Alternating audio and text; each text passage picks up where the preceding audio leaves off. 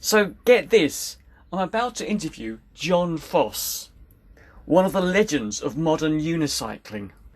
He started riding a unicycle in the 1970s and was a multiple world champion in many unicycle events.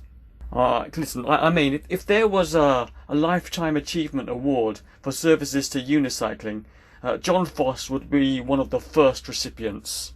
In 1980, he attended his first nationals, that's the American National Unicycle Meet, organised by the USA, the Unicycling Society of America. And just a couple of years later, he was one of the people who helped set up and promote the IUF, the International Unicycling Federation. This is the international organisation that organises the Unicycling World Championships, the Unicons. And when it comes to unicycling, John Foss literally wrote parts of the rulebook. As a pioneer, he helped the International Unicycling Federation grow across the planet and has seen and helped promote the arrival of just about every single form of unicycling, from track racing to mountain unicycling, from trials to unicycle basketball. Performing as the Unicyclone, he has entertained audiences across the world. Look, so, I'm in Hong Kong, and he's in America. I'm going to interview him over Zoom. And as I'm walking to my office, who's walking by but a certain Mr. Steve Dressler? That's right, Mr. Steve Dressler, who knew John Foss all those decades ago when the first Unicons were being organised back in America. That's right, Steve Dressler and John Foss, who helped set up unicycling federations, who took the International Unicycle Federation to China and to Hong Kong. They hadn't spoken, I don't know, for decades. Possibly. Anyway, I mean, what could I do? I could only say, hey, Steve, guess who I've got on my computer, on Zoom? Come up and say hello. Hey, John. What's up, buddy? Oh, my goodness. It's Steve Dressler. Goodness, huh? I'm glad you still think that way about me. Yeah, well, that's the public-facing view, you know. Well, you know me better, okay, so... What do you do these days? Well, the same thing I did when you were here last time. Okay. You don't remember, huh? How do you remember? Well, I remember way back it was working with expat people, moving them in and out. Yeah. Well, you're certainly not, you haven't descended into Alzheimer's yet. Not yet. I'm still doing it. I'm moving the house right next to Ben. This was not planned, John. I came into my office this morning, and someone said, "Hello, Ben." It was him. And then I went up to my office on the 28th floor, and there were all his guys on the same floor. What a chance. Total coincidence. So how do you know Ben? He doesn't really. Yeah, I don't really. No, let me tell you. Okay. Last time I saw you was in Guildford in 1996. I saw you doing your show, the Unicyclone, at the Unicon. Unicyclone, that's right, yeah. And then in 2004, I was in... put that down, Steve. In 2004, I got off the plane in Tokyo to go to the Unicon there, and I was the guy who was videoing absolutely everything. And you were there at the airport waiting for the bus to take us to the convention. And I remember you saying, "You must have a lot of tape," because I was videoing every single thing. Okay, well, listen, this was absolutely not planned, but what a delightful reunion here. Yeah. Yeah. Give my regards to Jackie and stay on top, my friend. Absolutely. I'll be back in a moment. So yeah, I love juggling, and the best place to buy all things juggling related is oddballs.co.uk. That's oddballs.co.uk. I've been going to their shop since the 1980s, and now you can go there online too. The staff at Oddballs really know what they're talking about. Will the juggling axe, a fire torch and the juggling club work while I balance on a roller bowler? Yes, says the staff at Oddballs, because they've actually tried it. True story. They also sell bubble equipment, yo-yos, lassos, stilts, Diablos, roller bowlers, and unicycles. The list goes on and on and on. So visit oddballs.co.uk right now and get yourself some juggling equipment. I did it back in 1988 and built a whole career out of it. The links and contact details for Oddballs are all in this episode's description.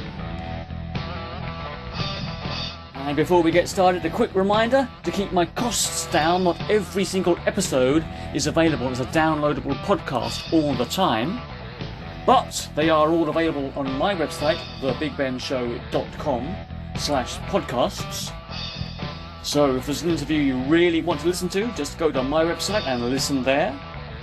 And if, like me, you are fascinated by all the tips, all the performers, all the references mentioned in this podcast, and you want to learn more, then just go to my website, thebigbenshow.com/podcasts, and there you will find detailed show notes for every single episode, as well as the occasional video and photo.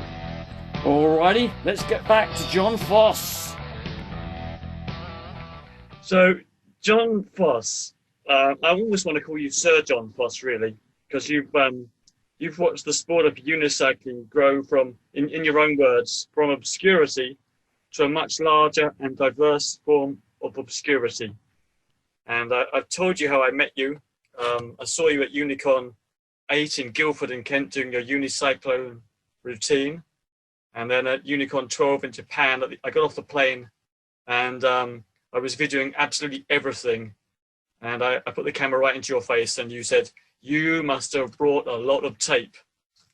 So, John, it's a real pleasure to actually get to chat to you. How and when and why did you first learn to ride a unicycle? Well, how? Very badly. Yeah. And we'll go into that. When? Approximately 1976. Yeah. And why? I don't know. But I think I know. I have bits and pieces of that, and I try to remember things. But yeah, as a little kid, well, first of all, okay, growing up in Detroit, Michigan, my dad is an automotive engineer. He's a collector of model cars, a 1/43rd scale. So I'm in a world of cars and vehicles and books of cars and this and that. So there's a fascination that's possibly genetically built in, though he wasn't from Michigan. He's from Wisconsin. But so that was there. I know that children's books, like Dr. Seuss books, always had fanciful vehicles. He always drew crazy vehicles. That was probably some kind of influence. And when I was either 5 or 6 years old, we went and saw the Detroit Thanksgiving Day Parade in person, rather than on TV, where things are very small back in the day. We saw it like front row center where the parade starts off. Yeah. And there was a big unicycle group in the parade, and that left an impression on me. It was either the there was a big unicycle club from Pontiac Unicyclists, that hosted the first nationals. Actually, a few years after this, but so like 20 unicycles, all sizes up to 10 or 12 feet. Yeah, it was either them or the St. Helens school where most of the kids rode unicycles. But wow. We don't know, I'm not sure what year it was to get the answer of which group that was. But I remember being told that year or a different year that it was a school, where the kids rode unicycles. Like, oh, if all the kids in the school can ride one, that means everybody can ride one. And so a seed was planted, but then I was like 5 or 6, and it wasn't until I was about 14 when a neighborhood kid had a unicycle, and all the other kids were trying it. And around that time, my next door neighbor mentioned, "Oh, I have one. You want to borrow it?" Oh. I was like, "Oh, really? Okay, sure." And it was this Troxel, this red unicycle with a, I think, 16-inch solid plastic tire, tricycle cranks, and actually not a bad seat, not a bad seat height for such a toy. Okay. But no bearings, you know, nylon bushings, and so it was kind of crap. It was made out of tricycle parts by a company that made tricycles and what's called the juvenile bicycle market. So I started trying to ride that thing, but it's terrible because the pedals are small, pretty widely spaced, and the crank arms are ridiculously short because they're designed for, you know, a 3-year-old riding a tricycle. Yeah. So there's a lot of struggle. I was in the basement holding on to things. We had to corridor down the basement and back and forth, and throw it in the corner and yell at it, but then be like, nope, try again. And I just, after maybe 6 weeks or so, I started to get it. You know, I started to be able to ride it without holding on, and took it outside, started going down the driveway and making turns. But every time I would try to turn, the tire would just go up against the side of the no. because the way it was built, it was poor engineering. Yeah. So the wheel was held in by one bolt on each side, and it would just twist. And I couldn't repair that. I didn't have tools or funding at the time. So then there was a 3-year gap. Then my next door neighbor, or a guy around the corner, got the Schwinn 6-foot tall unicycle. Oh, yeah. So I started seeing him riding that thing. I'm like, wow, that's cool. But it was many months before I considered the idea of, well, why don't I just get on that and try to ride, you know, that after 3 years of barely being able to ride, which I did. You know, I'm 17, and so I don't break. You know, so I rode it off the back of a car. Back in those days, you could stand on the hood of a car and not damage it. Yeah. So you stand on the front, back the wheel up against the front tire, and it was just the right height to just walk away like a curb mount. Yeah. That's how I learned to finish learning how to ride on a proper unicycle. So you properly learned to ride for the first time on a Giraffe unicycle. Yeah, sort of. You could put it that way. And like I said, I don't recommend it as a learning method, but it works if you're 17 and you got lots of time on your hands. Do you have any tips for someone who wants to learn how to ride a unicycle? Don't quit, because you will get it. But it's one of those things that it's worth doing because it seems so impossible at the beginning. When you have conquered it, when you can finally ride the thing, you will be able to fairly say, hey, I've done the impossible. And now, you know, now I'm going to, you know, put that on the shelf, or I'm going to keep doing it and have more fun with it, you know, whatever people want to do. Yeah, I think you're right. Just persist. And I would say I mean, some people say hold on to walls. I would say just go for it. Just start riding out into open space. It depends on who you are. Yeah. Your age, size, and attitude. Yeah, okay. That's true. Small children need spotters. Younger kids, like under the age of 8 or so, they're going to take longer to learn than bigger kids because they're just not as developed cognitively or you know, physically. Yeah. But you get into, you know, like 8 through teenager, or 8 to 30, just hand them the unicycle and say, go for it. Yeah. You know, and that'll probably be your quickest way, you know, with a little bit of encouragement and, you know, there's things to know that you can do. What I get from reading the online forums, unicycling forums, a lot of people with questions when they're learning, and they're always asking about equipment. Should I switch to this wheel, or should I buy another one? Should I do this or that? It's like, well, yeah, go ahead and buy another one if you want. It doesn't benefit me, but it's good for the business, the industry. But the equipment, changing equipment's not going to teach you how to ride. What you have is going to be fine unless it's crappy. Yeah. You know, just get a unicycle that isn't junk, and that'll be fine. And then once you learn to ride, you can decide what type you need and get more specialized. do you want to bang up and down on it, get trials? You want to ride on the trails, get one that paid for that, or just ride around. There's, your basic unicycles. Yeah. There you go, because you started off on a really crappy little unicycle, and then eventually you got hold of your friend's Giraffe, and that's where you probably started to ride. So it doesn't matter what unicycle you have, as long as it's not going to fall to bits. As long as it works, yeah. Yeah. And then the first one I bought was one to match his, so we could ride on and be on the same level. We also had a borrowed 20-inch Schwinn, which I still have. Wow. The guy eventually sold it to us, and I used it in Unicon 1 to win the pairs competition. Now it just hangs in a garage. Yeah. Like most of the unicycles. And the red piece of crap that I learned on, I keep that as a hey, here's what a crap unicycle looks like. Stop bitching about your 21st century cheap unicycle. Yeah. Century, man. Yeah, be happy. All right. So this is something that surprises me, because I grew up in the UK, and there wasn't a local unicycle club. I didn't see anybody. No neighbour had a unicycle. Nobody had a unicycle.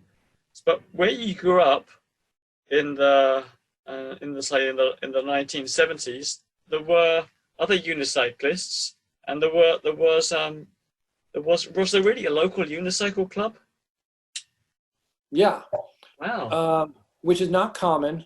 They exist, and they have existed here and there, but a lot of unicycle clubs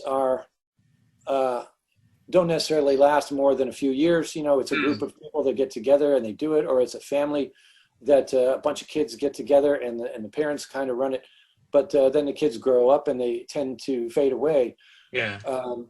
Which hasn't happened with my local club, the Redford Township Unicycle Club, the next town over from Livonia, where I grew up. They were an offshoot of the Pontiac Unicycle Club, which was a much larger club, and they started one for two reasons. One is it was kind of a 25, probably 45-minute plus drive each way to get there. Yeah. And their performing group, they were really good. They had a lot of the top riders of the time. The time being, somebody was starting to do national conventions, and people were having a chance to say, oh, this person's really good, this person's average, this person sucks. But their show group was limited to the top 25 riders. And so if you're a new and up-and-coming kid, you're 40th in line, and it's like, we're never going to be in the show. Yeah. Okay, let's make our own club. And their philosophy was everybody performs regardless of, skill. And that gives you a different philosophy of what your club is. And that club has survived the generational gap and is still going. They started in 1974, and I don't know, now it's, 45 years. Yeah, I think I've seen it on Facebook when I'm doing my searches for unicycle groups. Yeah, it's there. And they hosted a few nationals, including 2017. So yeah, let's talk about that. So you went to your first nationals, that's National Unicycling Convention. Then it was called NUM, National Unicycle Meet. You are. And you went to your first one in 1980. Yeah. So do you know when these nationals began? Yeah, 1973 was the first official nationals under the name of Unicycling Society of America. Yes. There was one before that, which the Unicycling Society counts as number one. That was 1971 in Central Park, New York City, and there's pictures from that in the Unicycle book by Jack Wiley, 1973. Maybe the only real book of unicycling that existed then. Yeah. And it was sponsored by a company that made crap unicycles similar to mine, only they were better. Stelber was the company. And they worked with Bill Janak, who was the guy who founded this stuff. He was the go-to person for people looking for information about unicycling outside of bicycle companies. And he supposedly said, yep, I would love to help you with this event. there's just make sure there's no assumed endorsement of your product, But and so that was a cool event, which I know a little bit about, but obviously I wasn't there. 73. That was my next question. Did you ever? This is from my spotty internet research. Did you ever meet Bill Januck? I spoke to him on the phone briefly. Yeah. This is in 1981. He was still selling unicycles.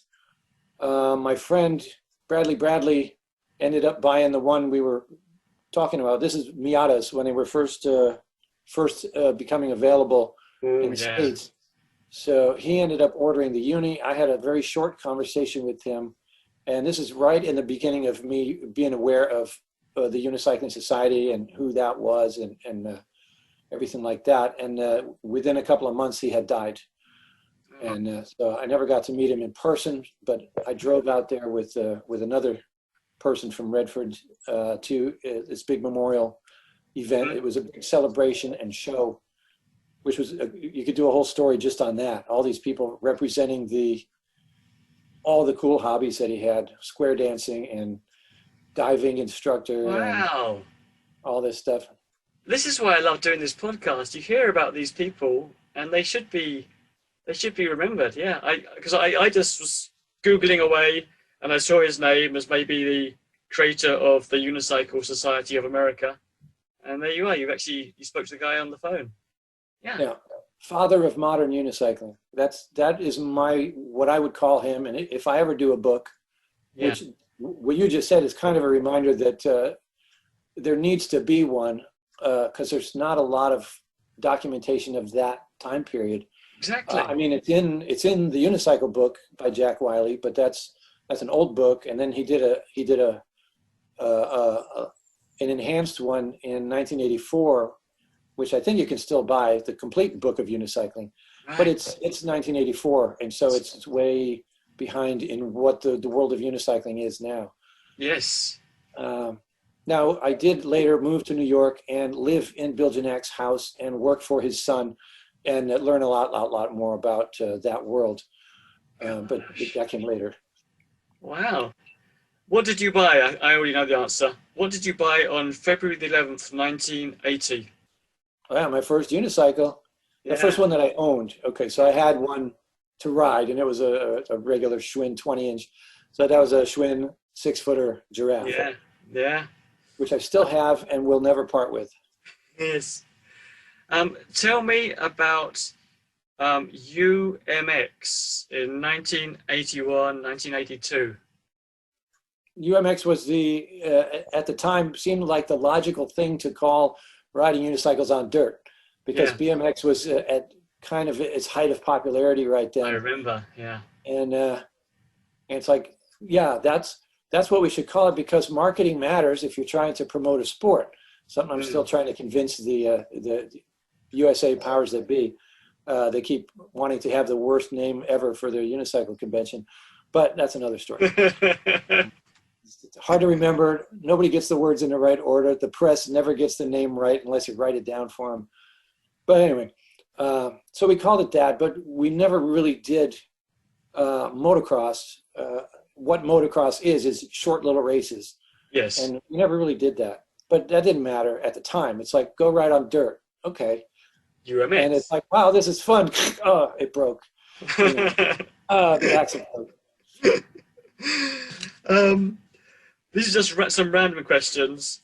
Okay. Why did you decide to ride down the sand dunes of Belle Terre in 1985?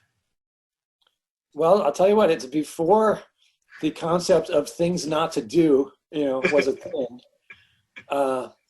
But I think it was because then it was, early days still of riding on dirt and riding on challenging terrain.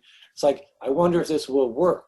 And it's actually really interesting doing it. It's very fun doing it. The 20-inch wheel sinks right up to the axle. And as long as you keep the pedals going, the wheel may squish from side to side and they're here and there. But as long as you keep it moving, you'll make it down the hill. You'll never make it up. But we did that. And we did it like 2 or 3 times with one unicycle. and then we had to replace the bearings and the pedals. They were all fouled up with sand. All right. Well, here's a big question, an important one that I'd really like to know about. How and when was the IUF, the International Unicycling Federation, set up? Well, it was originally thought up by, I mean, Bill Janak spoke of it in his writings, going way back. But the person who did the legwork to get it going was Jack Halpern. You've heard of him, I presume. Oh yeah. He is a guy from Israel. Okay, sounds like you met him then. And I'm going to try and try and track him down and try and interview him. Yeah, if you can put me in contact with him later on, that'd be great. Yeah, he's an interesting character, though I haven't been in touch with him in many years. But brilliant man, expert at languages. That's what he does for a living. He makes dictionaries in different languages, Japanese. So he lives in Japan, but he's Israeli citizen. I don't know if he ever got good at mastering Japanese culture, so he was kind of stuck out there. But he started this in like 1982. He said, "I've got this person in this country and these guys in this country and that person, and we're going to say, okay, now there's this thing called the IUF, and next we have to make it more concrete and official." Yeah. And in 1983, after the Nationals, which a non-club group of riders hosted up in upstate New York, with the help of John Janak and Meryl Schaefer and the people on Long Island, they decided, hey, why don't we go back next year and do this IUF thing in the same place? And because that one had like 7 countries represented at the Nationals, many of whom were then staying at the Janak house afterwards. And that's how that got started. And then leading up to that, we put it together as a 501c3, which is nonprofit corporation, incorporated in New York, exactly the same as the Unicycling Society. So at the core, they have the exact same corporate structure and rules. And that's what it started out as. It was kind of a copy of the Unicycling Society, only international. We're going to do a newsletter. We're going to do a world championship every year. People pay a membership fee, and we'll see if that works. Which it did, and it didn't. We made changes after 3 Unicons. It was like after 4 Unicons. The second one wasn't until '86, due to we were going to do it in '85, but we couldn't get the building, and we're like, okay, skip it. But then 86, 87, 88, at the end of that, everyone's like, oh my God, can we do this like every other year? This is a lot. And it's like my podcast. Started my podcast, it was once a week, then it became, I think this is too much. I think once a month is enough. Yep. It's like the Olympics, even 4 years, those are huge. I can't, well, even a big Unicon now in Europe, those are gigantic undertakings. You got to hand it to those people for making it work. I know. You got to help them. If you go, you just got to help. Yeah. It's one of the things, when I was a student, I loved organizing things and setting stuff up. But now I'm an adult, I just get too stressed. I wouldn't be able to handle it. All those people from all over the world, and you've decided to host them and put on all the events. Hats off to them, people who do that. Very brave. Yeah, well, it's brave, and it is very stressful and this and that. But if you get all the people jumping in and just helping out, not having to manage it, it's quite fun, and it's a great way to meet the people. Like my wife always, back in the day, she would always go and be the timer on the what we now call the IUF slalom. It used to be called the obstacle course, and she would time everyone and meet all the riders, in the process. Yeah. That was fun. Let's see, at the last in Spain, I helped with registration. I was doing people paying for the housing at the school or whatever type of dormitory housing they had. So they're going through this long line of Yeah. tables with the various things, and at the end, they're paying for the housing, and I got the paper. I look at the paper. They're giving me cash. I'm putting cash in this little box.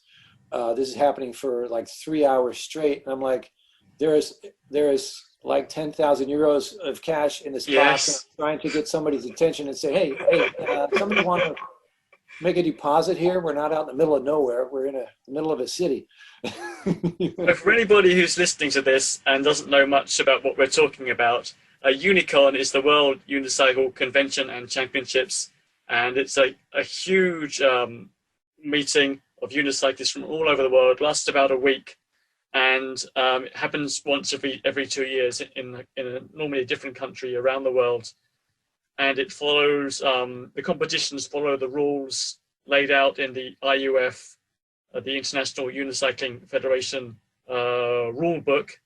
Did you help write parts of that rule book back in the day? Yeah, and actually today's Unicons, at least in Europe, and I say Europe because that's where you get the most riders being able to attend in a cost-effective way. So you get, I don't even know, there were like 14 or 1,500 riders at the Spain. Yeah. That was 2016. And yeah, so it's a massive event, and think of it like the Olympics, where all the sports are done on unicycles. Not all the Olympic sports, our sports, but there's quite a wide range. So you need a lot of venues and a lot of organizing to make it work. Oh, like we say, hats off. I mean, I would hate to be in charge of that sort of event. Oh my God. Wow, amazing.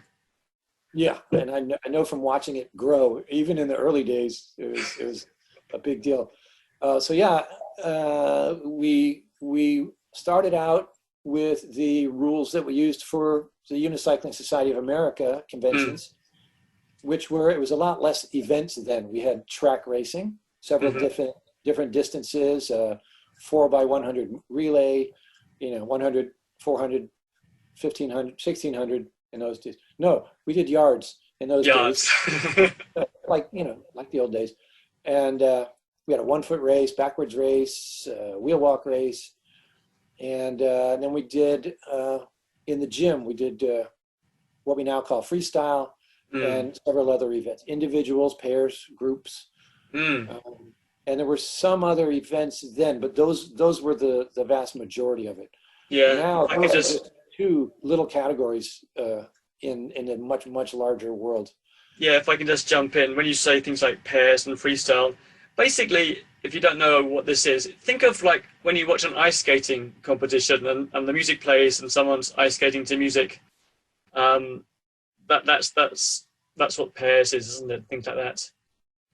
Yeah, with a little less politics and a lot more variety. Because ice skating these days kind of looks. It's a bunch of pretty stuff in between the big jumps that matter. Oh, that's true. I haven't watched ice skating for a while. And actually, top level freestyle for the Japanese riders is starting to look like that too. You got your big, difficult skills that you have to wind up for, and jump up on top of the wheel and get your foot up behind the back of your head, like. Those are crazy hard tricks with high consequence. If you mess up, there's no way to cover that. It looks messy. But there's freestyle means you can do whatever you want, but it's a combination of skill and performance. It's an entertainment thing. If some people don't like that, it's like, well, then don't do it. Do one of the other ones. Other things. Yeah. So we started with the Unicycling Society rules, and we changed it to meters, changed a few things, but so it started off very simple, but then it grew and grew and got more complicated, and now it's all done by committee. So it's a long process, but we end up with a much more refined set of instructions at the end. There you go. Better writing. My writing is constantly being improved by people who grew up speaking other languages. There you are. That's what Americans are. What do you call someone who speaks 3 languages? It's trilingual. What do you call someone who speaks 2 languages? Bilingual. What do you call someone who speaks 1 language? American. What newsletters did you write, and how were they distributed back in the early days? So the Unicycling Society had a quarterly paper newsletter, black and white, obviously, or else it would have cost a fortune. And yeah, I took over that as editor in 1982, and tried to up the game a little bit, make it a little more designy. You know, it was done on a typewriter then, because that's what was available. You know, Yeah. Bill Janak started this, and he was he was to unicycling what Isaac Asimov was to writing books. He was crank out 40 letters a day on the typewriter. So I got a better typewriter, and then I got a what do you call it? A Canon bubble jet word processor. Wow. Right when inkjets weren't called inkjets yet, and the word processor could remember what you typed, you know, so you could correct it. It was this whole crazy thing with a tiny little display and different fonts and this and that. But anyway, did that, but only up through mid '84 when we started up the IUF. And it's like, yeah, folks, I'm going to go do an IUF newsletter. Good luck with your newsletter. It wasn't happy parting for the two groups. There was some friction there. Yeah, I bet. And the IUF really did start. You know, the active part started in the United States, so it was a bunch of people leaving from the national organization. People like, oh, wait a minute, what about us? It's like, hey, this has to happen. We got to get the world on board here. And yeah, we got to make this thing. Yeah, and I like where it's going. So you've got the newsletter, you've got the IUF set up. So how do you go about trying to spread it around the world? I don't know. Because this is pre-internet, really, isn't it? This is like. Yeah, we're writing letters. How do you find the other clubs? I mean, we're not even talking on the phone that much because long distance is expensive. When we did talk on the phone to Asia or whatever, it was a big deal. Yeah. So in those days, yeah, it's still word of mouth and trying to get press coverage. Yeah. Which it's always difficult at least at the small to medium conventions, because the people running it are completely consumed with running it. They don't have the bandwidth left over to deal with, you know, getting the press to show up and then walking them through everything. So it's nice if you have a person who can handle that. And so I always try to help out on that part if it's happening. That works, but that's usually local. It's great when you get the larger coverage, like at Unicon 6, we had a TV crew from a ESPN show called Amazing Games. And that show, I don't know if that show, the guy who was hosting it was a former football star, and then he passed away a year or two later. And I don't know if the show continued after that. But the one episode that we got, that we were featured in, it also had an international fireworks competition. It had, what do you call, indigenous style canoe racing in Canada, you know, with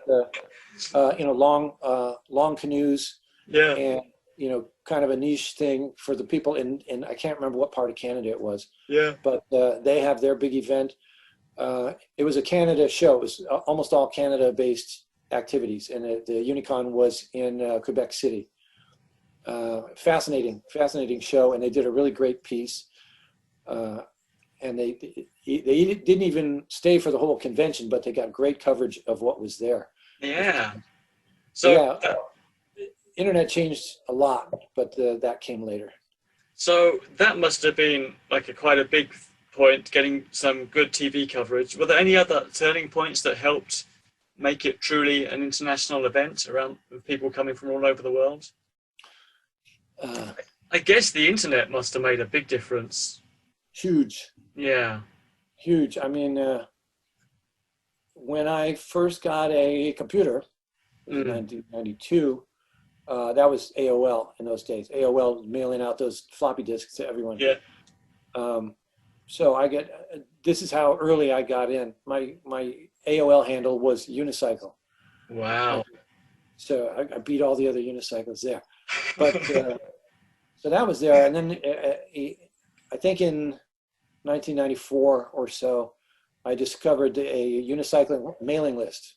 So it was an email list you could write into and share all the messages back and forth between people. And there were people from around the world in that. It was fairly small at the time, but it was neat because it was instant communication. It was so novel. Yes. You know, it was a big deal. There weren't much pictures in those days. It was mostly text because bandwidth was so small, and posting a picture was complicated. You had to get it from film over to scan, blah blah blah. You'd have to type in order to create a picture. You'd have to use all the various funny symbols like the hashtag and the @ sign and the arrows to try line by line to try and make it look like a picture sometimes. Yeah, I never made those because I'm a photographer. But it's like, first you have to find a friend who has a scanner. Scan your pictures. Don't make them too big because nobody would be able to download it. That's why you go to my website, which a lot of it is still circa 1995. All the photos are tiny. Yeah. Unicycling.com, by the way, if you want to take a trip in the Wayback Machine, unicycling.com. Yes, you should check it out. All right. You were very good at track racing, especially in the early days. Have you got any tips for going really fast on a unicycle? Practice. And again, equipment's not that important. You'll see people who get those 26-inch by 1-inch tires, which just barely fit the size spec. And if you inflate the tire too much, then it's like, oh, no, you can't use that. Like, oh, okay, how about now? No, that's not going to make that big of a difference. What you got to do is learn how to spin fast. Yeah. And to win the sprint races, like the 100 meters, is like the big major track race, even though it's over in 20 seconds. You got to learn how to accelerate really hard, how to transition from that acceleration to cruising without falling off, and then how to hold that fast cruise and leave a little bit left over so you don't override your balance point. You just have to, and the important thing in track is you have to finish the race. If you fall off, you're out. There you go. That's the short races. 800 and above, you can get back on. Do you know who first realized? It's obvious, really. Who first realized shorter crank arms are going to be faster? It doesn't matter for track. We have rules for that. It's like NASCAR. You have to. 125 is the minimum. Is the limit. Yeah, and then there's a wheel size limit, but everything else is pretty much. There's not that much else. But people did find that limiting, and I've always wanted to change that and say, okay, we've been doing this with these long cranks for track for so many years, and back then we did it because that's what you could buy. Yes. So you buy a unicycle, had the right size, off you went.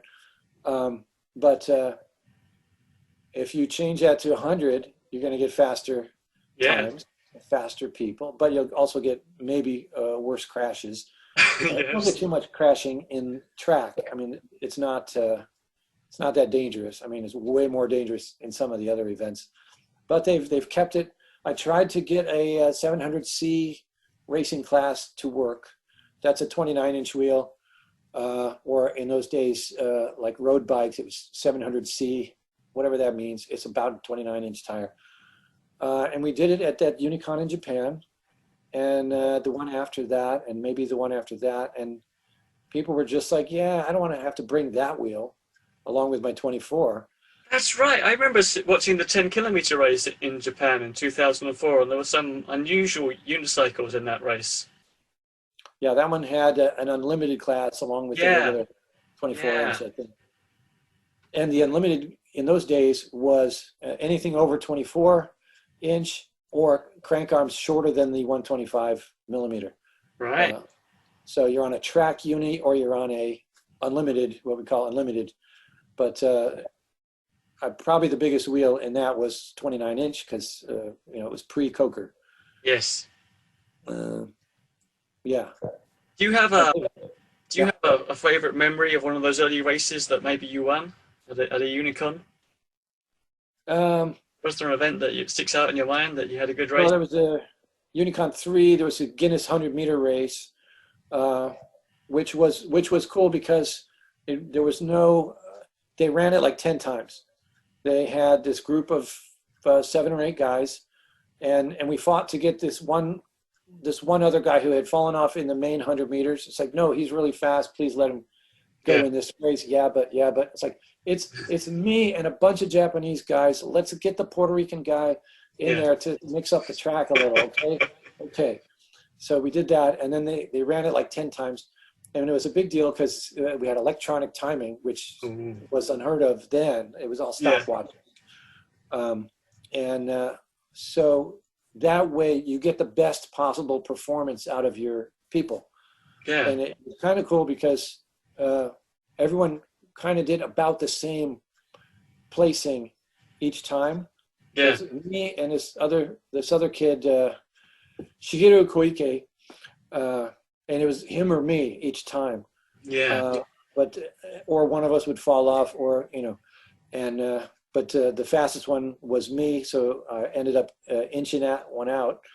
So I got my Guinness record. I was in the book for 4 years. Yay! The fourth year was kind of a typo because the new record was in there, but they didn't take the old one out. That's what happens. Yeah, those were good times. Also at Unicon 2, Daniel Dumeng, the Puerto Rican guy, he was one of the really fast track guys. So in our 15 or 16, I think it was 1600 meters then track race, it was a photo finish, and it was really dangerous at the end, especially of a longer race in track when you're pedaling really, really fast, because if you try to push beyond your abilities, you're out. So you have to kind of hold on to that, so that one, neither one of us could tell at the finish line who was ahead. Yeah, we had to leave the people on the side, and then he was happy at the at Unicon 4 when he took me out in that race, and it was the same thing. And that one we have good solid video of, and you can see the point where I pushed it to my limit, and then you could see me do this movement that said, whoa, and he won, and he was so happy, and they picked him up and carried him around in the air. Because it was in Puerto Rico, and the Puerto Ricans were really big on getting whatever wins they could get. Yes. Okay. So track racing, brilliant. But tell me also about one of your medal-winning freestyle routines from the early Unicons, because you also did a lot of freestyle, didn't you? Yeah. Unicon 1, I won the pairs with a girl from my old Unicycle club. I was still living in Michigan, so from Redford, and that came out nice. If you saw a video of it, you'd be like, really, that one? Because it's so elementary and simple. But staying on counts, and not making mistakes, that is. And competition was a lot less fierce in those days. Unicon 2, there were really only 2 contenders at the higher end in the freestyle. So I got that one, and Unicon 3, I came in 3rd, and that was accurate. No, wait, that was Unicon 1 on the individual. I came in 3rd. Individual, yeah. Sam Abrahams in 2nd. Last time he ever competed in that, because he didn't win, and Peter Rosendahl was the 1st place, and he's a professional performer. I don't know if he's still doing it these days. I think he's not doing it anymore. But he did it for many, many years. A guy from Sweden. Wow. And the last time I did freestyle was Unicon 7. So this is 1994. I broke my unicycle frame like at the convention before that. We had nationals right before. Oh no! Because there was this trick where I would stand on it on the side and walk the pedal. Yeah. Which is a non-riding trick, no points for skill, but points for, interesting. I had to borrow a different one. And while I was halfway through my performance, the music cut out. Oh, no. The joke at the time was Jack Halpern tripped over the cord or something. pretty sure that didn't actually happen. But then it was like, okay, what do we do? It's like, can I keep what I did up to that point, and then I'll do the whole performance over, and you just judge the second half? And I said, okay. Gosh. And but really, that was an unfinished piece. I didn't have the second half choreographed out, so I did this really cool choreography. So the judges would assume the rest of it was all choreographed, but the second half was kind of a bunch of tricks, and it worked good for third place. It was fine. Good, good. All right. The first few unicorns are mainly in the United States of America. Is there an early one in Japan? A very early unicorn in Japan? Yeah, that was the Guinness race. Yeah, so Unicorn 1 and 2 were both in New York, different parts. 3 in Japan, 4 Puerto Rico, 5 Canada, 6 Canada, 7 back in the States, Minnesota. Okay, I'm going to stop you there. What was significant about the unicorn in 1996 in England?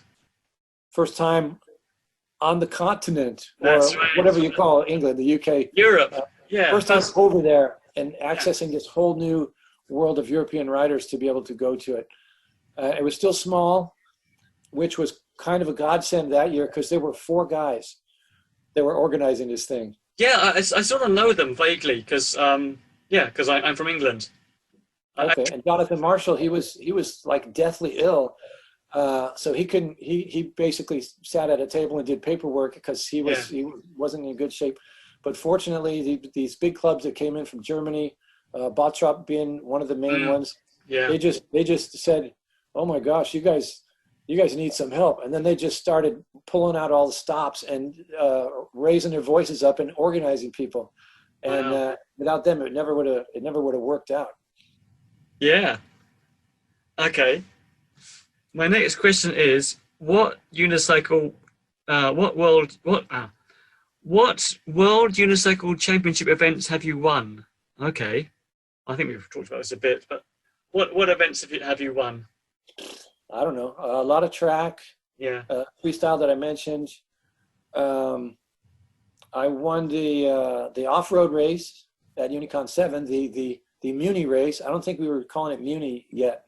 That's before the word Muni. Muni came from a guy in England, Duncan Castling, and it's an obvious word. It works, it makes sense. Yeah. Easy word. I came in second. No, this was at Nationals. I came in second in a trials competition once, which anyone who knows me would think is hilarious. Chris Holm first, then me, then whoever. But there's a couple of reasons why that's true. One is it was very new, a new thing. So mostly people are on munis because there are no trials unicycles. Second one is a lot of people might not have known it was there. And third was lightning storm. So I was the last one on the course, and it was already raining and lightning. And the newspaper headline the next day. This is in Washington, up at the Summit Resort at the Snoqualmie Pass, and outside of Seattle. Newspaper headline the next day was "Lightning strikes 10,000 times," and we had people up on the ski lifts and stuff. So getting everyone off the lifts and getting the hell out of there. That was fun times. Wow. What other events do we do? Well, I've been in 10K races and marathon races. I didn't do the 100K. A couple of Unicons had 100K. Wow. That's not my cup of tea, if you will. All right. I've played basketball. To go off on a tangent then, John, what about, tell me about this is total tangent. Tell me about an organization called the Circus Education Specialists, and tell me about the National Circus Project. Okay, so that's the same thing. Circus Education Specialists was the original name, corporate name. This was a company run by John Janak and Merrill Schaefer, who also organized Unicons 1 and 2. And it's a not-for-profit arts and education organization based on Long Island, originally based in the Janak home at 67 Lion Lane. And now it's based down the street at 56 Lion Lane. But And we did mostly school programs in public schools or private schools in and around the New York tri-state area, and then, you know, spreading out sometimes as far as Boston and Ohio. And I'm not sure these days, it's 20 years since I've been directly involved. But so it always would start with a show, or what they would call an assembly program, where kids would see, okay, this is what we're talking about when we talk about some circus stuff. Circus doesn't have to be in a tent, doesn't have to have animals. And now you get to try some of that stuff you just saw in the show. And it's thought of by a lot of the kids in the programs as this is a non-threatening sport type activity I can do where I'm not going to be judged.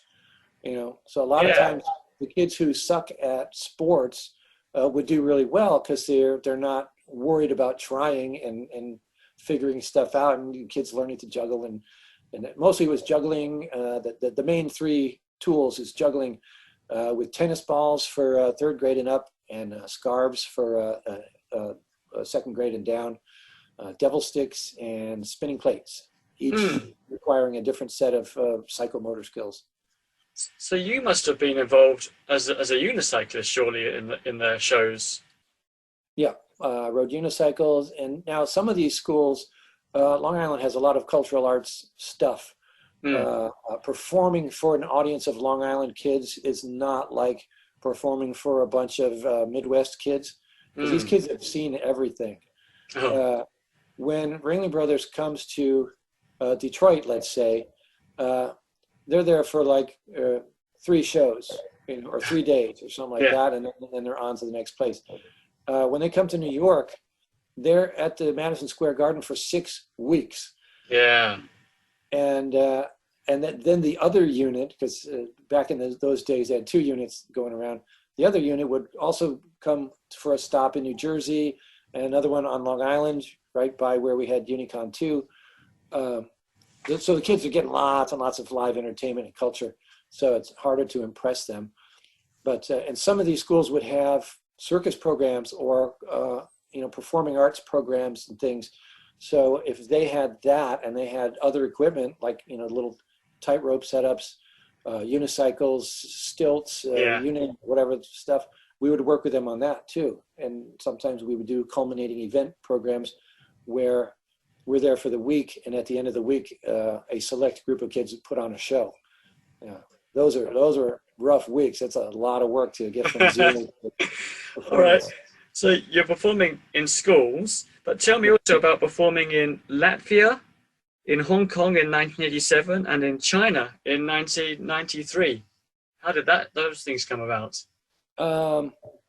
Well, the circus project, we would also get bookings on the weekends sometimes, and in the off times, you know, when school is out. The international stuff was fairly rare, but it was, you know, more notable.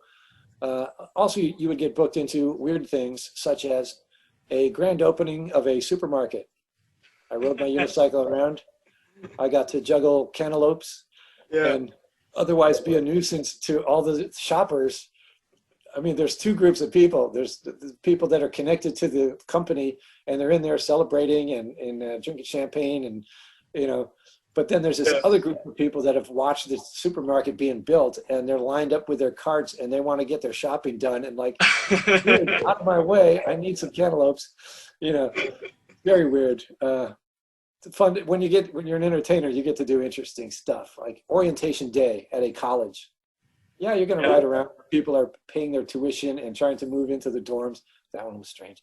But anyway, okay, international shows. Hong Kong, my first time in Hong Kong, first time in Asia.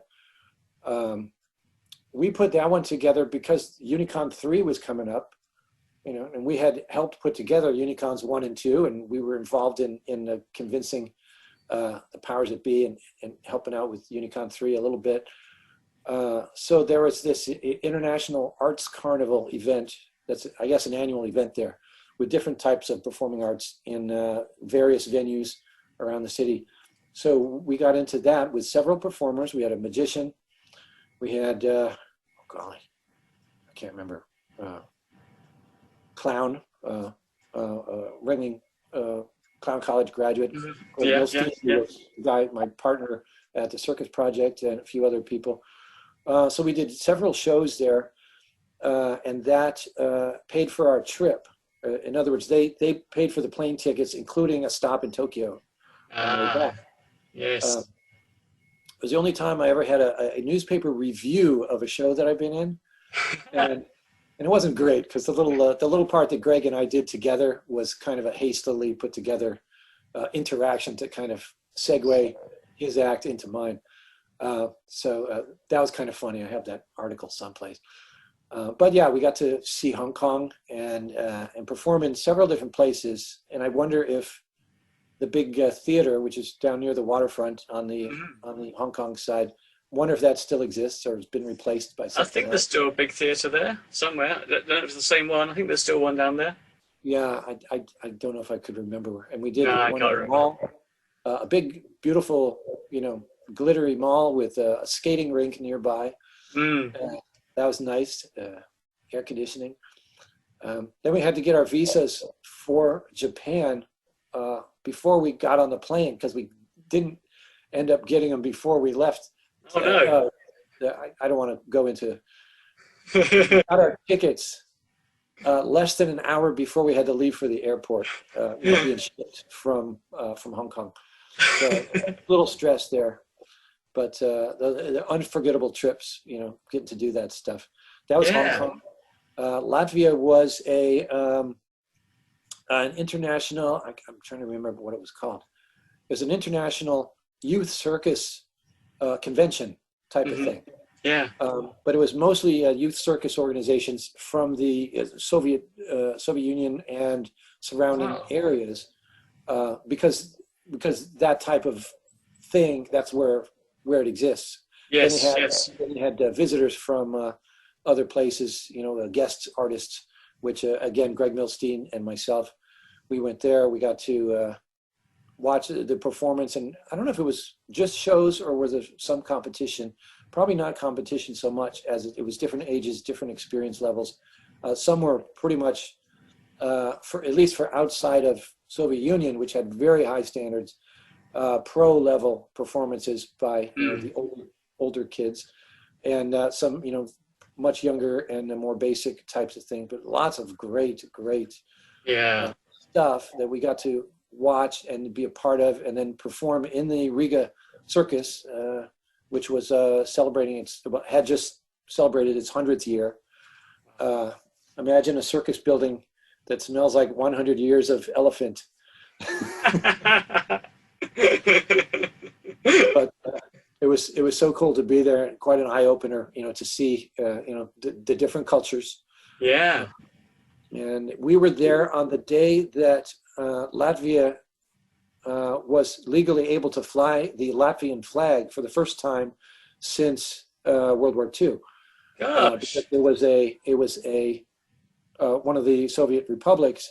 Yes. But they had a law. This is right before it all was breaking up, and I went out to watch this flag raising ceremony, and it's in the middle of February. It's a little chilly out in the square, but it was only a few blocks from where the circus was in Riga, and there was probably at least 10,000 people there to watch. A band played and speak. Wow, fantastic! And they lowered the Soviet Latvia flag and raised up the new one. And I looked around me, and there was some older people, old enough to remember, around me with tears running down their faces. Yeah, I bet. What a cool event to be at. Wow. Thing. So that was very cool. That's something I get to, put in my scrapbook of life. What an amazing story! Yeah, that's amazing. Yeah, it was fun. 1993, China was China's first unicycle meet, and they put on this event called the Great Wall Marathon. I think part of the purpose of it was to help promote this, the start of unicycling in China, and later we figured out it was also to help them make their bid for the 2000 Olympics. Wow. But which they didn't get, but which is a good thing because they very much weren't ready at that point. But that was a very fun event. We did some shows there, and we did some street racing, and examples of the stuff that we do in the the Western world with unicycling.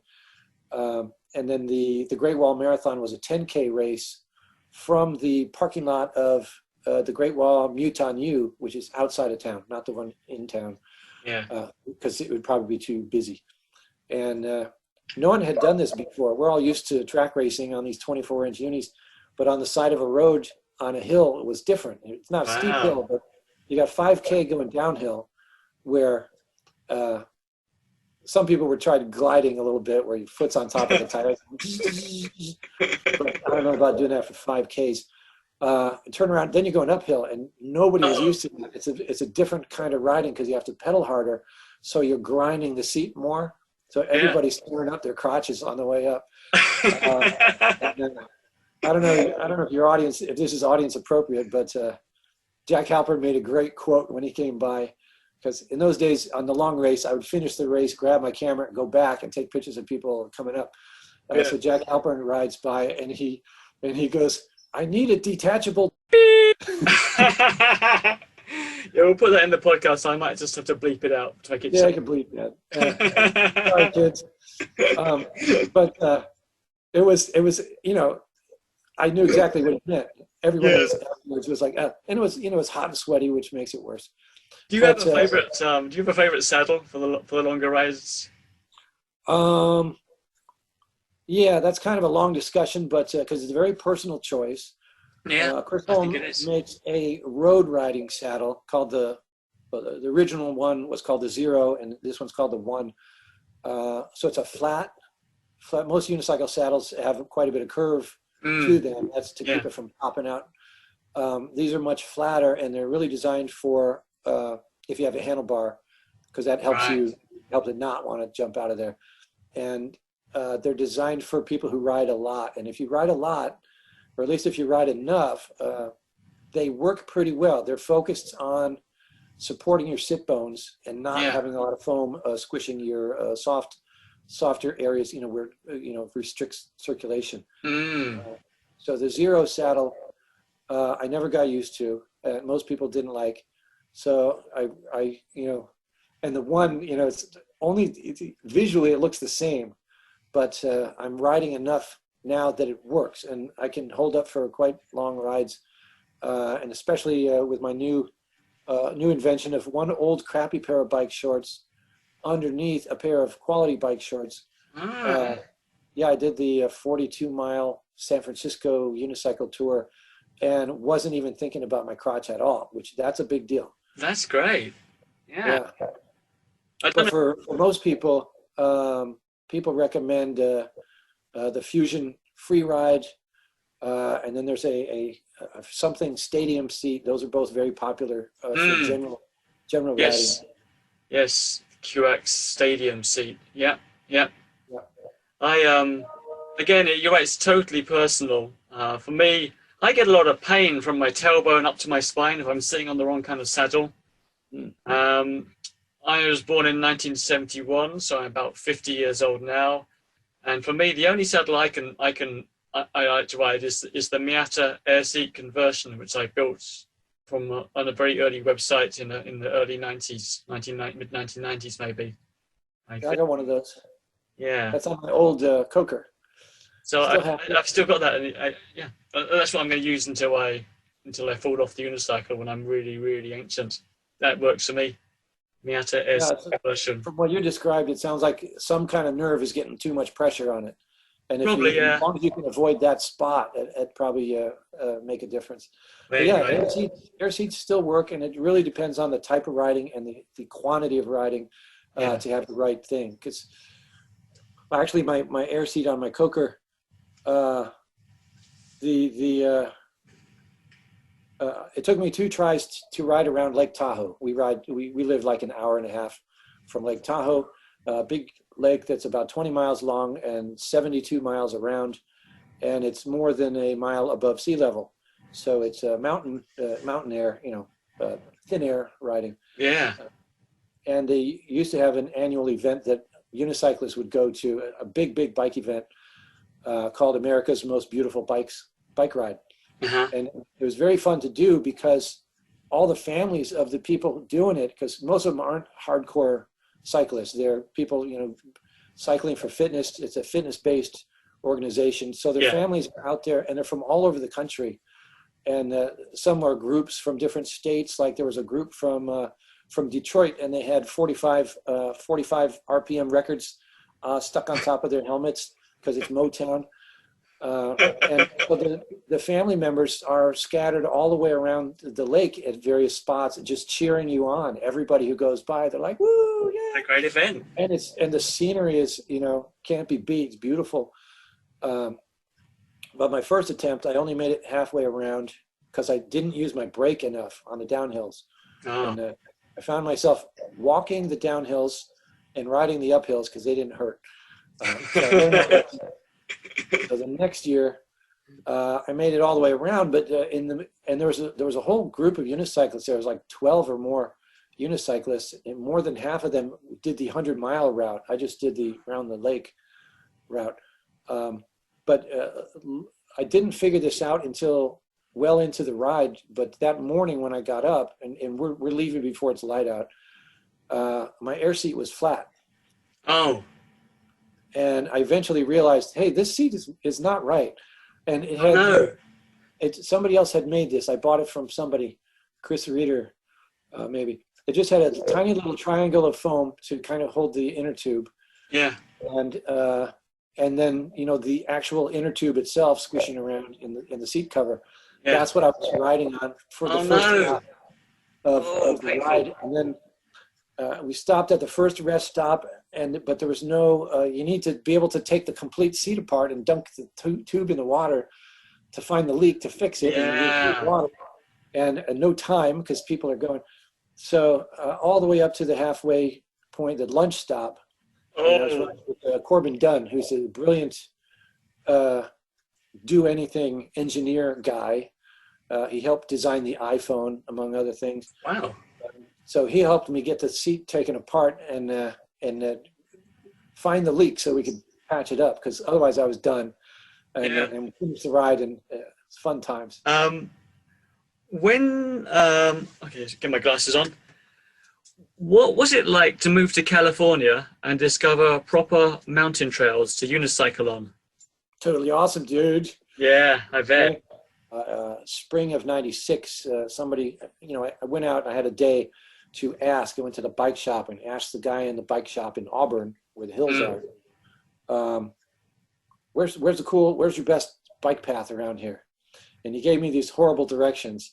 And I ended up following a road into a neighborhood on the edge of, this big canyon. Yeah. But that wasn't working. His directions were crap. But from there, I found myself on Forest Hill Road and going down a hill, and all of a sudden I'm on this bridge that's 740 feet high. It's the Forest Hill Bridge. It's the highest bridge in California, I would later learn. And down below, I stopped where you could park and walked out on the bridge and said, "Ooh, there's trails down there." Bigger story. There were also people bungee jumping and hang gliding off of the bridge that day, which is something that is almost never legal. It's a special day. But I discovered the trails there and had to learn my way around. And that's still the best trails in the area are there at the confluence of the North and Middle Forks of the American River. And Auburn. Tell me about the California Muni weekends. Yeah. Okay. So discovered these trails in the spring of '96 and started riding on them. And I was out there with a couple of friends who were bike riders. And the idea just popped into my head. It's like, we got to do a convention out here. We have to make this a thing, because people were calling it Muni by that point. And we had done a little bit of dirt racing. Let's see, 96. What Unicon was that? That's was Guildford in England, 1996. Oh yeah. They had something called Muni there. They had something called Muni there. It was like it was in the woods on footpaths and dirt tracks, and it was sort of orienteering. Yeah, it's orienteering. Yeah. I learned about nettles and about, I'm not good at the math. Yeah, I didn't do well, but I finished it. Yeah, the Unicon before that, or the two Unicons before that, we had a semblance of dirt race. The first one was at Unicon 4 in 1988 on a dirt road after some rain. So it was a little more interesting. There were some muddy spots, Wow. and the cool riders would go through the puddles and splash, and the lame riders would squeeze around the side. And then there was a sand pit near the end, which I have this video that somebody made. It's hilarious watching one rider after the other hit the sand pit and crash. Yeah, that was fun. And but yeah, to do a proper Muni event, it's like we have trails here, in the same area. We can put this together, and so that's where I got the idea, and that was in the fall of '96. So it was called the California Mountain Unicycle Weekend, and we've pretty much had something that we called that annually ever since. Some were bigger, some were smaller. They're generally smaller now because there's more to choose from. Yes. People don't have to travel so far.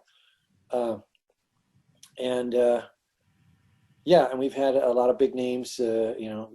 George Peck was there, who some call the grandfather of mountain unicycling. Wow. Robert Davis came to the first two. Chris Holm, it was his first time ever riding with other unicyclists at the third one. Dan Heaton, who was famous in making extreme unicycling videos back in the day. This was before that. This maybe helped inspire that. Yeah, it was fun times. So Muni Weekend, and immediately other people started picking up on the idea, and there was a British Unicycle Weekend probably within a year of that one, and then since then people do them all over the place. Yeah. Have you ever ridden the Lobster?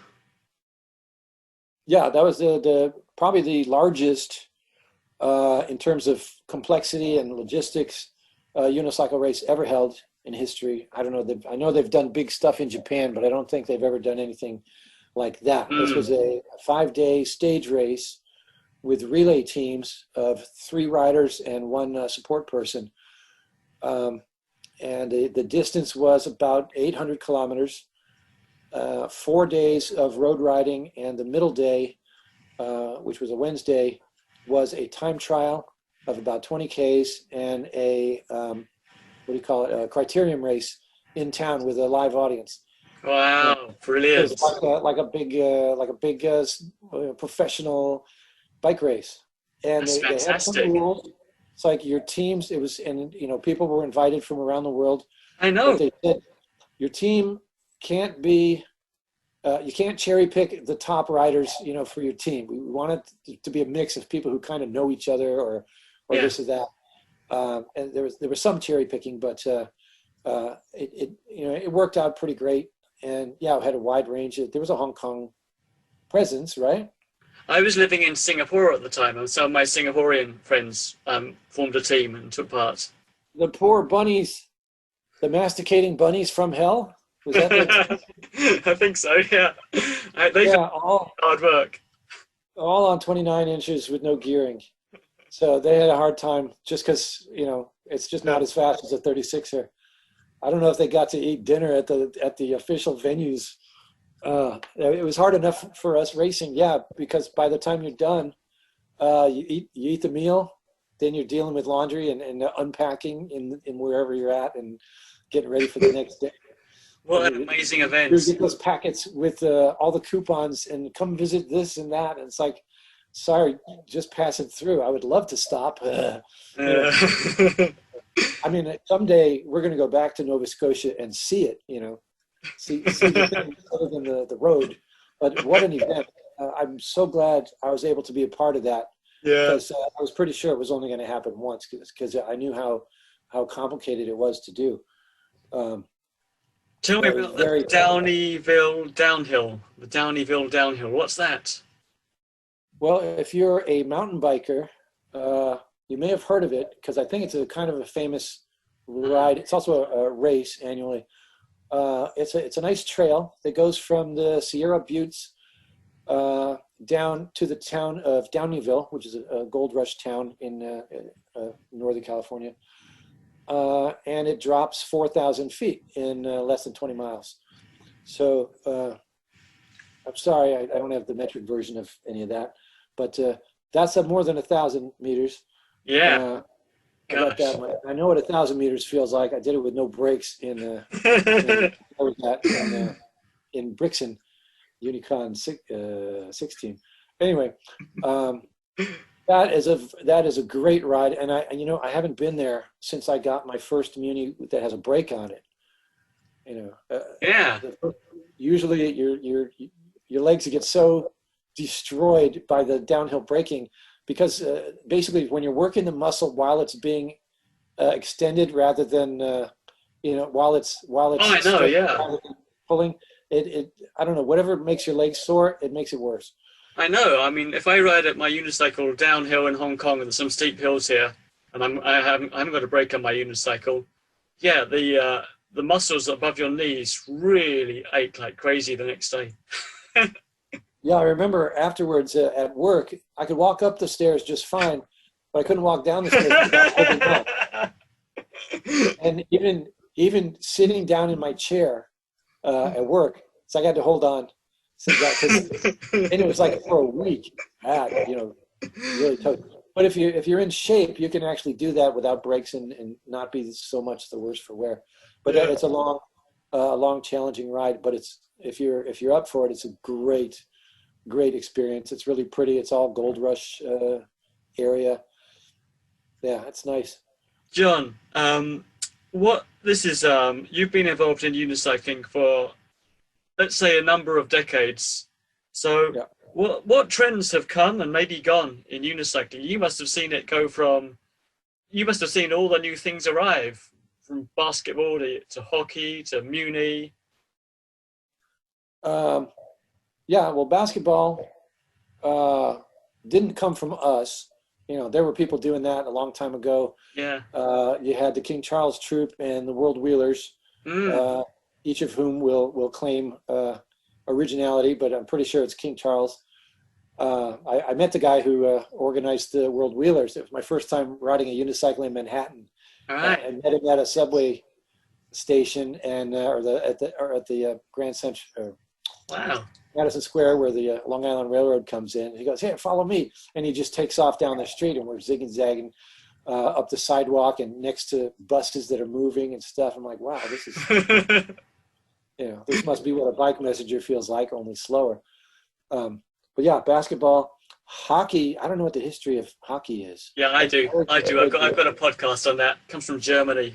Yeah, but it comes from Japan. A Japanese guy went to Germany, and I've got a podcast on that. Yeah. That's pretty cool. And unicycle basketball before King Charles and World Wheelers. Not sure what was there, but I'm sure there was some form of it happening. I mean, there were some guys in Kansas who played football on unicycles in the 1960s. Wow. And, no, not football. They played a distorted form of hockey where they used old tires. They would wrap the tires in tape so they would be more rigid. Right. And they had a block of rubber or something like that for a puck, and they'd whack that around. And on the hard pavement, that was their form of hockey way back in the day. But you must have seen Muni and trials come along, because that there was no Muni and no trials when you started, surely. Yeah, I mean, you couldn't do them because you would just break the unicycle. Yeah. As I know from experience. I helped push some of these events to get started. Though there were always oddball events as well. The first nationals I went to was hosted by Tommy Miller, who's known as the Unicycle Factory these days. But then he was part of a unicycle club called the Kokomo Roadrunners, and they put on a nice convention. And he threw in some interesting events. He made this figure-8 obstacle course race thing, which I got filmed riding in for a TV special that was done. Yeah. Where you had to, it was a figure-8 course, so you're potentially colliding with somebody each lap around a couple times.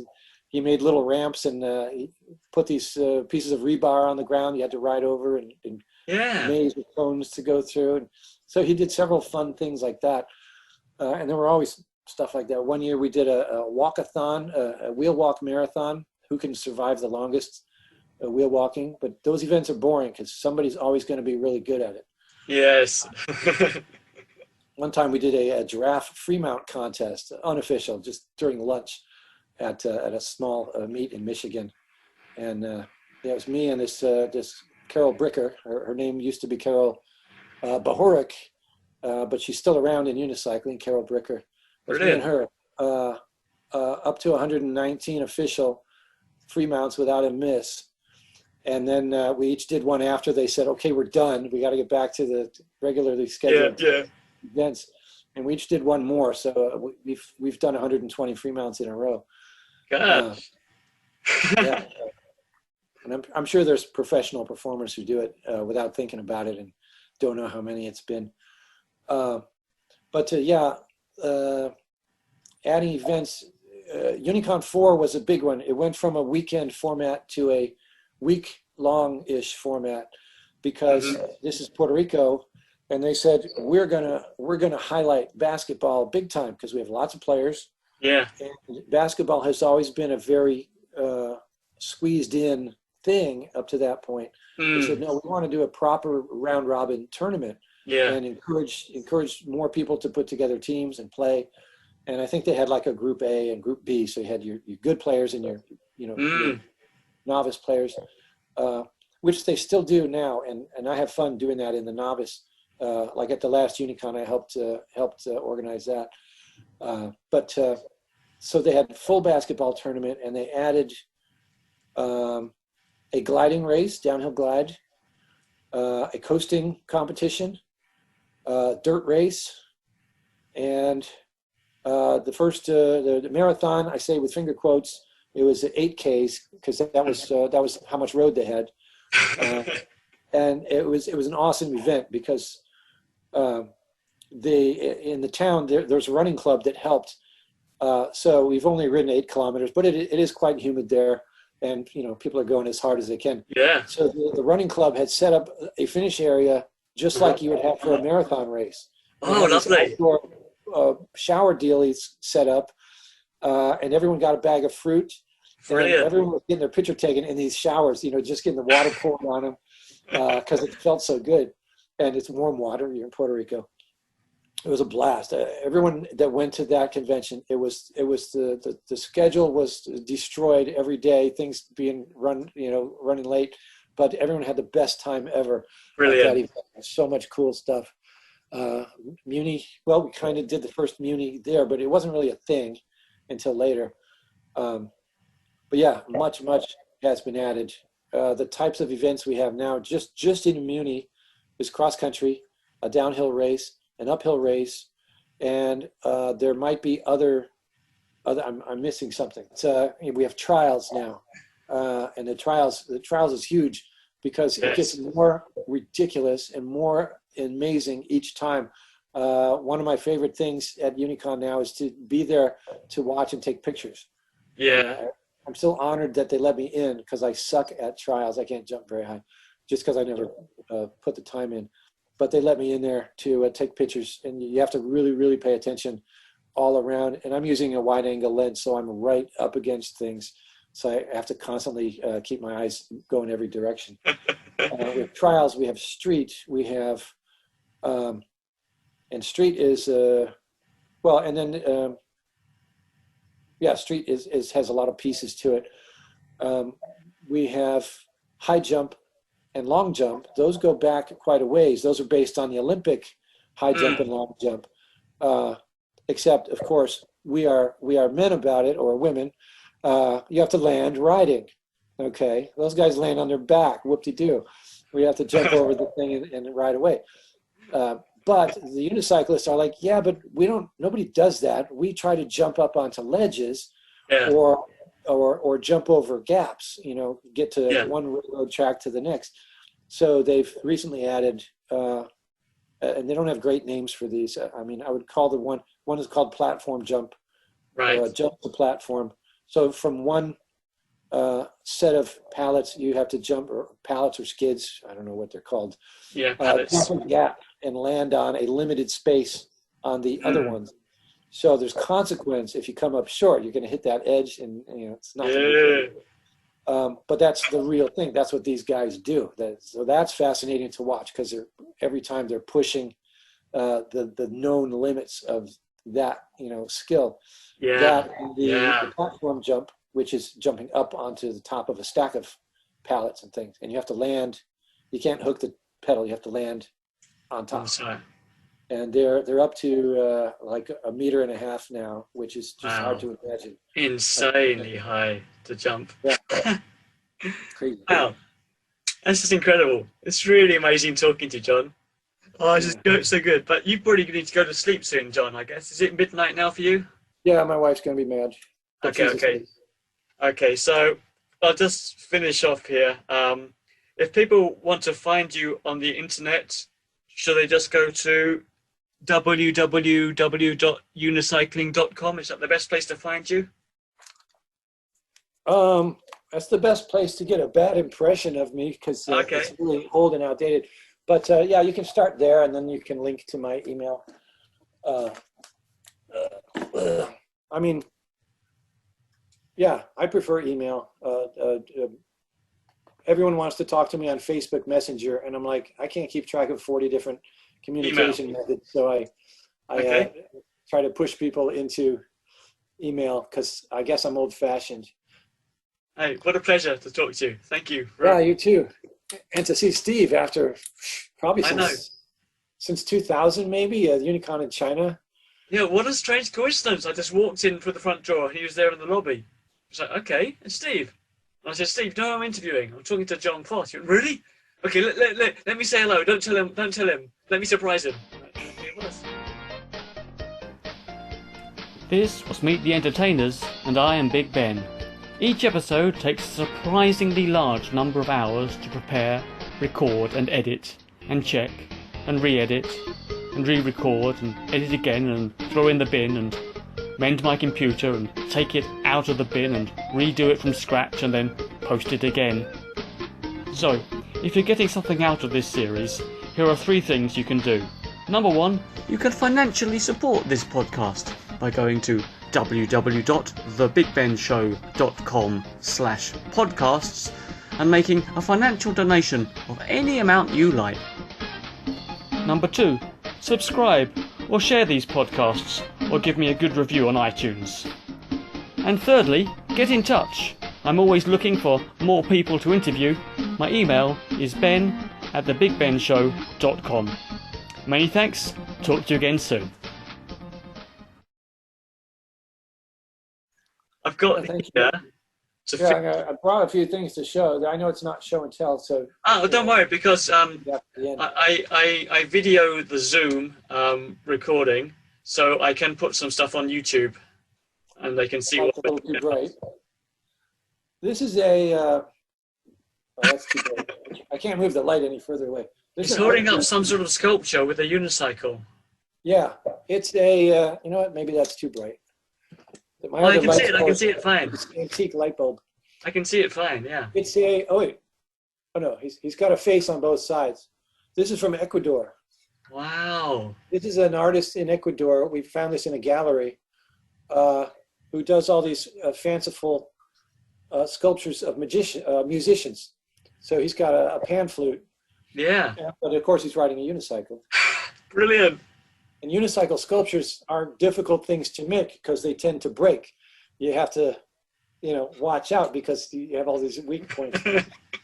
And the cool thing about this guy is that they gave us a catalog of his work. He had 4 different ones of unicyclists. Wow. And I think we had this shipped home because this was on a Galapagos Islands. This is on the Galapagos Islands where we got this. My goodness. Someday I should try to get the whole set. Be the first block to have that. Yeah, we'll put that on YouTube. What else did I bring? I got a photo album.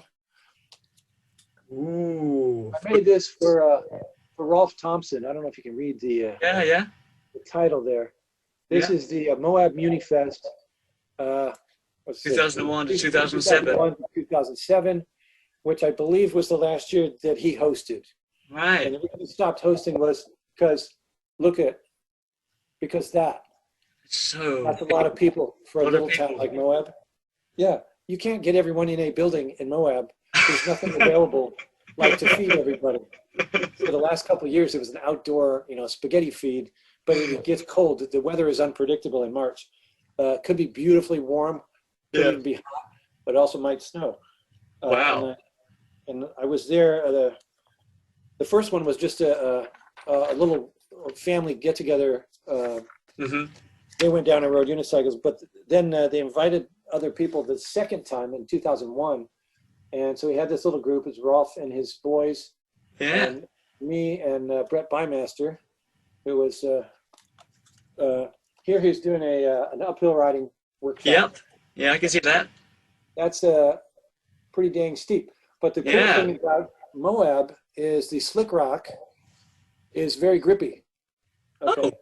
Which sounds like a reversal, but it's not, because slick rock gets its name from guys on horses with metal shoes. So the hooves would slide around. Oh, this is what you look like after riding the slick rock trail.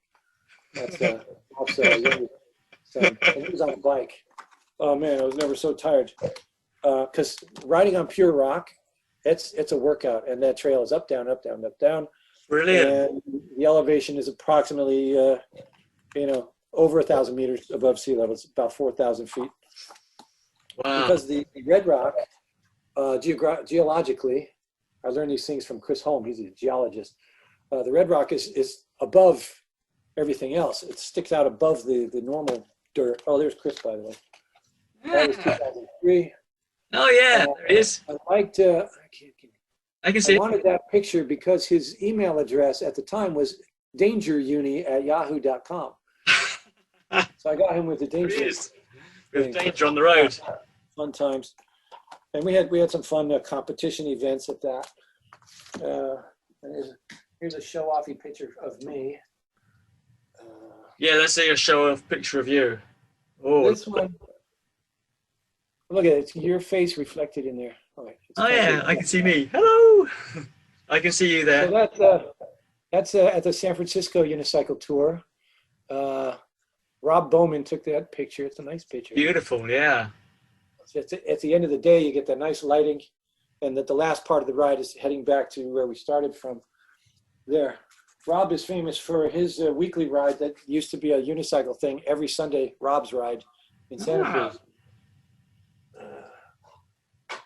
This is another Moab one, so it's kind of repetitive, but it's a different year.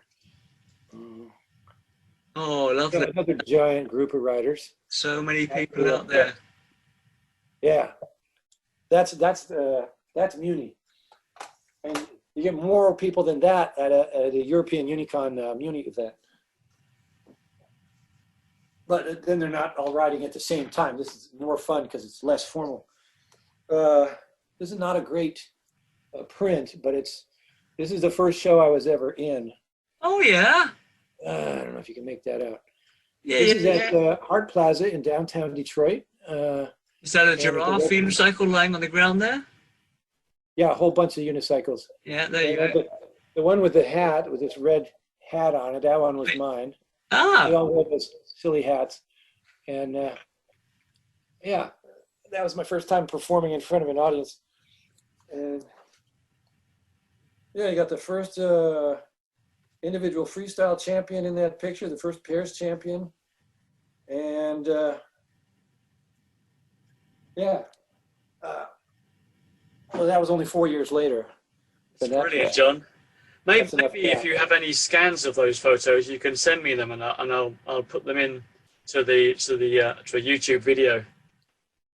Do you have any scans of those photos? Have you? Yeah, I'm not doing it right now. I got to go. No, don't. No. It's only if you don't worry. The more recent ones, obviously. And they're already there, but you would have to go dig them up out of Smug Mug. No worries, John. No worries. That one probably needs to get done over again. That's a print made from Ektachrome slides. Wow. And yeah, that was my dad's camera. Borrowing dad's camera back in those days. Yeah. I think John. How many Unicycle collectibles do you have? I don't know. Lots. I showed you one. Yeah. That was one of the more expensive ones. We have a display Lots. case. That has some of the, oh, I'll show you one other. This is not a collectible. Okay. This is a rare and hard to get. Okay. Okay. Oh my goodness! What is this? It's like a trophy. Campeón Mundial Unicon 4, 1988. Wow. Freestyle World Champion, 1988. On top is a piece of clay, like old-fashioned native art, very primitive style art by this artisan who is well known in Puerto Rico.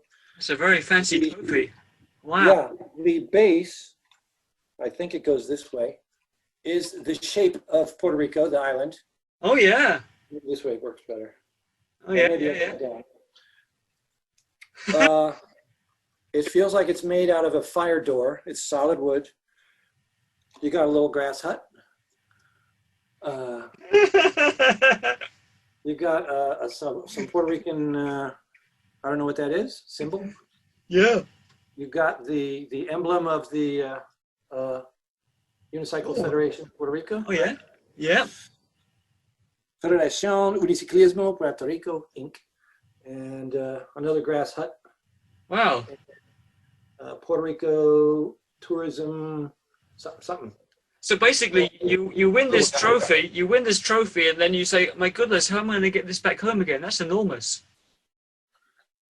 I won 4 of these. All of them. Oh man! You have to get 4 of those home. 4 of those all the way back to home. Yeah, 2 of them I never saw again. Yeah, we wrapped them up with T-shirts because there's always T-shirts everywhere, and they were carry-on luggage. I was part of a group which helped, and it was pre 9/11, which helped, where they weren't so picky about things. Yeah. And then the other 2, Alberto Ruiz, who is the host, he said, "I'll hold on to them for you until you can figure out what to do." And then they got lost in his warehouse for a couple of years. But those were, it was a freestyle, track, standard skill, and compulsory. And I'm not going to go into that, but compulsory isn't even a thing you should have a trophy for. It was part of, if you're doing freestyle or standard skill, it was something we had then. We were trying to be more Olympic friendly and have a objectively judged trick riding event. Right. And standard skill, which was also objective judging, but also boring. And we finally managed to kill it off. Any host can have it if they want, but it's people boring to watch. Yeah, so that was crazy. Japan, the year before, was the trophies were like more than a meter tall, but you could take them apart. Right. Make sure you took a picture of it first because it was like 40 pieces.